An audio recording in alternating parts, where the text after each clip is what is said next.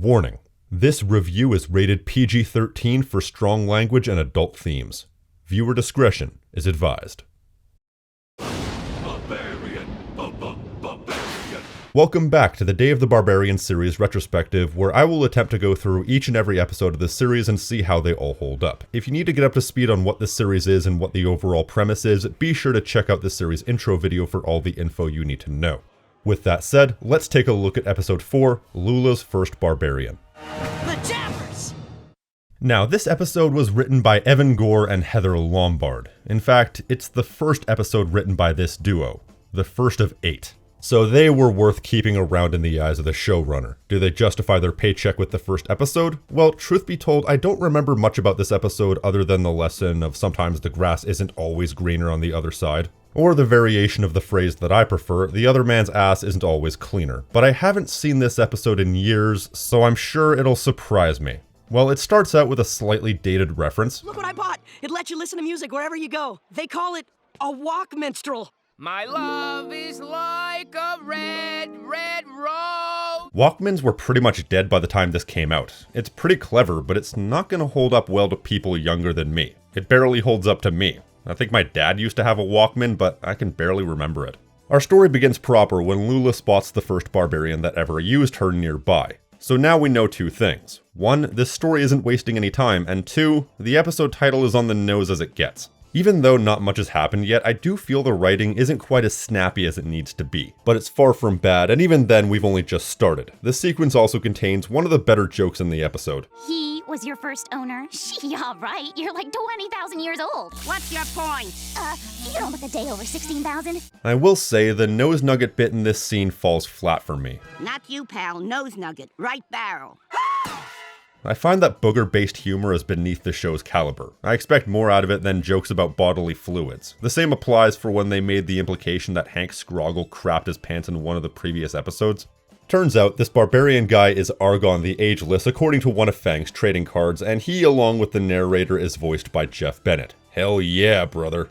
Furthermore, he's a raging douche. Of course not. You were that one sword, right? The best joke in this entire episode is probably the explanation for why he left Lula behind. I won't spoil it, you just have to watch it for yourself, but Argon gives Lula the cold shoulder because he has a new, younger, prettier sword named Judy. So now I know Judy as the name of a fictional sword, a fictional bunny, and a fictional Bagwell. By this point, you'll probably have correctly guessed that this is a Lula episode. Lula, as I've said in the past, is probably my favorite of the main cast, because if sarcasm and sass were Olympic sports, she'd be the gold medalist. So now Lula is miserable because her true love found someone else. Her true love, who we can already tell never really cared much for her at all. And I love how they speak about Judy as if she's a, shall we say, not so classy new girlfriend. Seriously, that tight scabbard left nothing to the imagination. That tight scabbard left nothing to the imagination? How did they sneak that one in? One thing I've noticed since starting this series is that there are tons of little moments like that I didn't catch when I was younger. Innuendo and double entendres. I like that this show can find a way to surprise me even after all these years. Another great exchange is this one. What's the matter with me? You want a list? Well, for one thing, you're knitting. Who ever heard of a barbarian who knits? I feel like I'm starting to learn where I got most of my lines from. I've used that list line countless times. I've also used how much time you got as a response to the question, what's wrong with X or Y? Anyway, in a scene that's very reminiscent of the intro to Get Smart, Candy takes Lula through a multi-stage series of secret passages to her renovated castle crypt, now called the Cute and Fuzzy Chamber of Peace, that absolutely nobody knows about. Oh, sorry. The upstairs one was busy. Don't go in there. You see, that's the type of bathroom humor that actually works because the punchline is not about their bodily fluids, but rather it's a subversion of your expectation that has a setup and payoff disconnected from the actual act of what Ozwidge is doing. They go out of their way to make this place out to be a secret with the long Get Smart montage and reveal, then there was somebody just here already. A lot of humor is about surprise, making you think one thing is going to happen before making another thing happen. Gross out humor has its place, but that place is not this show. They squeeze a bit of that old-fashioned teen gossip mag pop psychology BS for Lula to, as she puts it, bag your buff barbarian beef boy.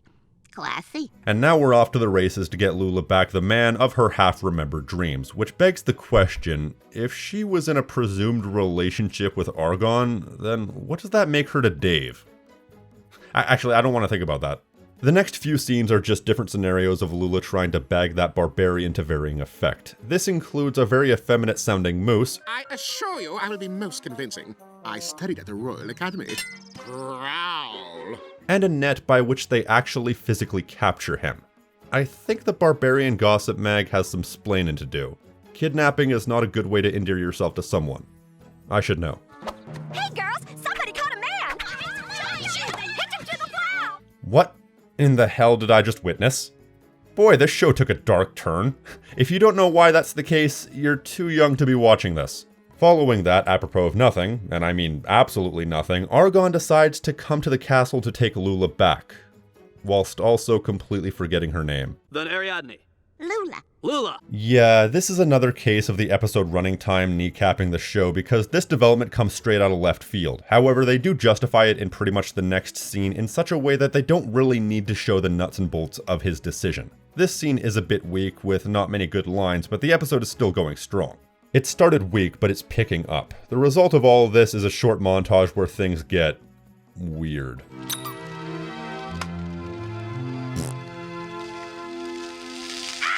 Okay, that one got me. And you know what else got me? In the following scene, Dave is feeling naked without a sword. That's actually not the first time I've heard that phrase, the first being The Legend of Dragoon. In any case, Dave goes to Mrs. Bogmelon's shop in order to get a new one and ends up walking out with an enchanted toothbrush instead. There's this one part of the scene that's so utterly random, but it just kind of broke me. Wait! I got a magical half a bagel. I'm honestly not sure if I was just tired or something while watching this episode back, but that was one of the heartiest laughs I've had in quite some time. And you know, there's been a couple of jokes like that in this episode. I think on average, the humor doesn't quite hit as well as other episodes, but as far as full tilt laughing my ass off moments, I think this is probably the strongest episode so far. Anyway, it's revealed shortly after this that Argon traded Judy for a potato, which all but confirms that sooner or later, Argon's gonna re-break Lula's heart. So now they have to hatch a plan to save Lula from the raging douchebag. Here's hoping that involves stabbing him in the eye and then extracting the eye. That way they'll have the eye. The Eye of Argon.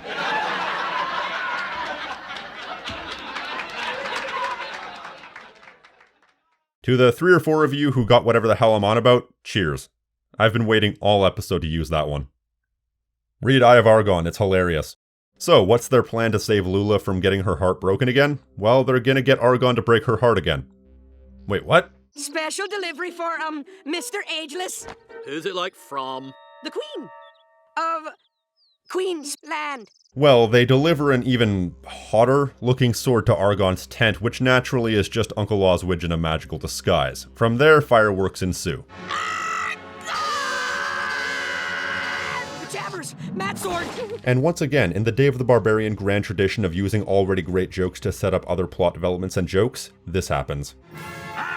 I'm waging a war on cavities. Uh-oh. Don't forget to brush the tongue! Man, the entire script is like a spider web where each line connects to a different line. Also, okay, is it too late to start a spin-off show about that toothbrush? That thing is way too funny to be a one-off. Well, anyways, the episode is basically over, barring a short exchange between Dave and Lula. And that was... Wait, what's this? The Barbarian. And I'm Lula, the Enchanted Sword. We've had a little fun with dental hygiene today. Okay, but gotcha. It's no laughing matter. So be sure to Okay, brush and thanks. floss after every meal. Otherwise, Yep. evil tooth decay goblins will move into your mouth Okay. and play loud polka music day and night. Yep. Thanks for listening. And Okay. remember, stay in school! Jeez, you didn't have to yell. And that was episode 4, Lula's First Barbarian. You know, in the first few minutes of the episode, I was really ready to write it off as a mediocre episode, but as it got going, it really got going. Proof that you can never count out an episode until it's all said and done. That is, unless it's physically painful to get to the good part. Hello, Beauty and the Zit. Actually, that episode didn't have a good part. It helps that it's a spotlight episode for Lula, so even while the plot can be a bit rough going at times, the witty dialogue from Lula makes up for it many times over. Like, I had to leave out a lot of my favorite lines from this episode because there are so many that I could go all day. So showing all of them would necessitate basically showing you the entire episode, and I've practically done that already.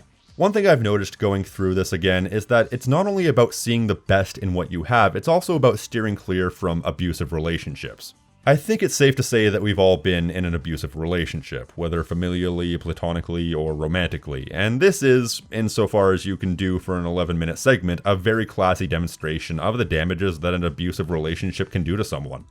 I will say though, where this episode kinda loses me a bit is the aspect wherein it's heavily implied that Lula and Argon are in a straight-up relationship. It kinda goes into weirdly degenerate territory. I mean, this is like one notch below bestiality. This is like me being in a relationship with my toaster.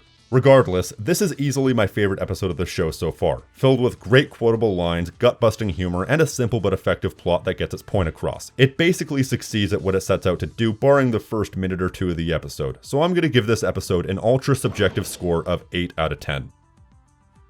So, can this show keep up this momentum? Well, we'll see, because next time we're going to be covering episode 5, Girlfriend. I've been the king of snark style on Tactical Bacon Productions, saying what I want, when I want. Don't forget to like and subscribe if you like what you see, and leave a comment telling me what you think. Otherwise, evil tooth decay goblins will move into your mouth and... oh. Shit, I think I've heard this one before.